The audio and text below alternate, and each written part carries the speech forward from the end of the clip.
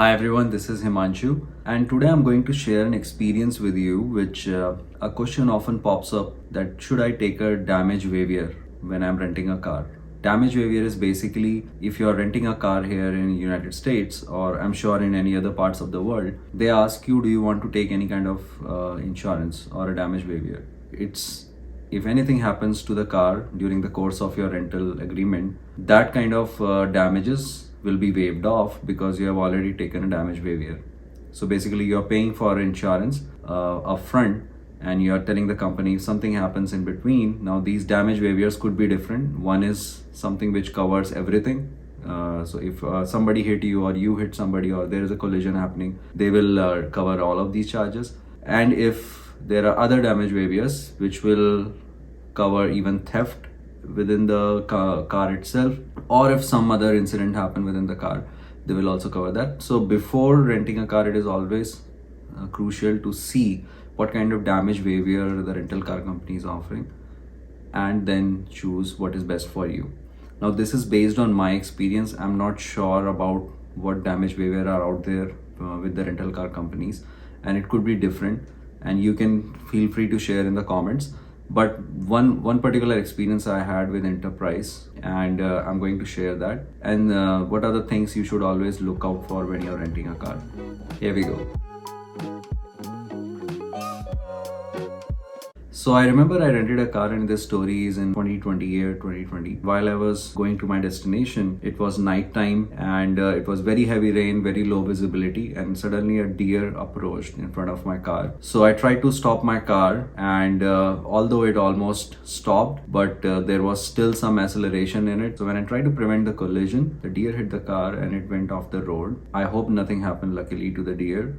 It stood up and went off. But when I went back, I saw there was a minor damage in my headlight. So this is how the car was returned. I rented a Chevrolet Malibu, and there was a damage on the left headlight over here. If you zoom it, this is how the headlight looked. And at that point, I was returning in off hours. Basically, you are returning when the office is not open. There is an option where you can just drop the car and fill out the checkout form. So I returned at that time on a Sunday, and when they opened the car, it seemed like there was some internal damage on the bumper, and I'm not sure because I was not able to verify this. I was only seeing these pictures which they sent me. So through the pictures, I felt like, okay, there is some damage here on the internal of the car as well.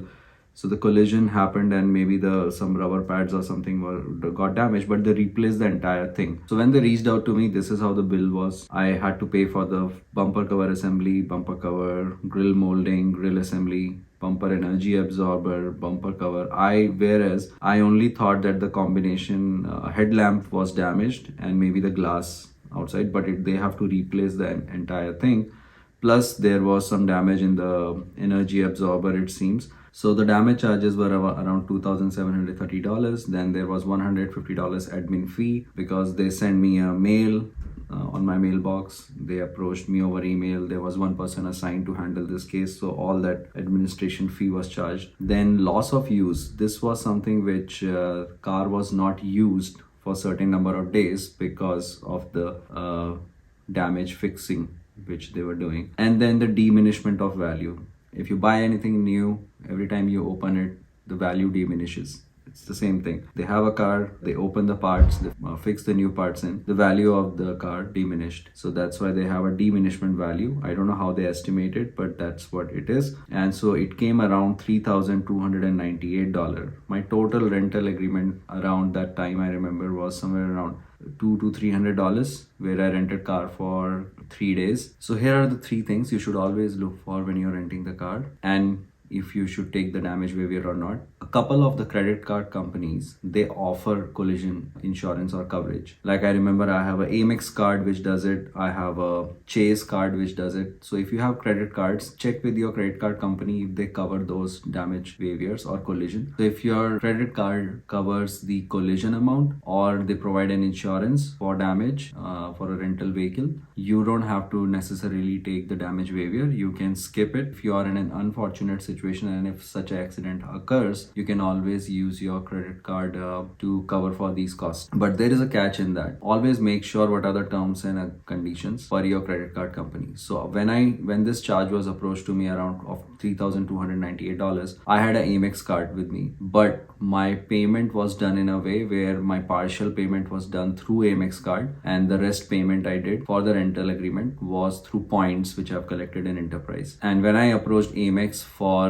insurance coverage, they told me that in the terms and condition you have to pay the entire amount of the rental agreement through your credit card. Now this is for Amex. I'm not sure what terms and condition you have for the other credit card company. So always make sure you check the terms and conditions for your credit card companies for the rental collision. Also, if you don't have a credit card, always I would suggest take the damage waiver. It will help you to prevent a huge cost, because if you are caught up in an unfortunate situation, the cost could be really heavy for that. Second thing to note is always return the car. If you're renting a car, always return the car when there is an agent present at the gate. If it is not possible, you can return in off hours, that's fine. But if there is a damage in the car, scratches or anything, always make sure there is an agent present and he scanned the car with you, or she scanned the car with you. And once that is clear, once that transaction is clear, there is a clear communication, you then leave from the site. If that is not possible, then you have option for off hours, but make sure that you can access them later on, because in this case, like, I was not able to verify if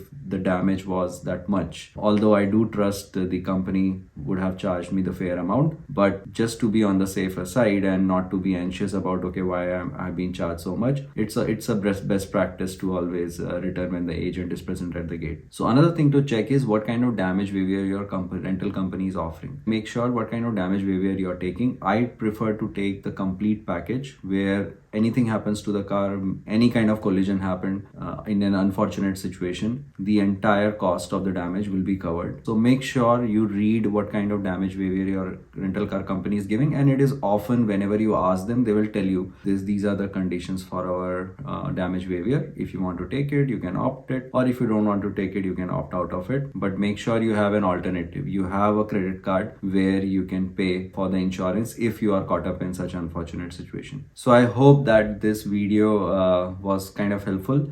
If you had any such similar situations and want to share about what kind of experience you had, please feel free to comment, and I'll see you in the next video. Thank you.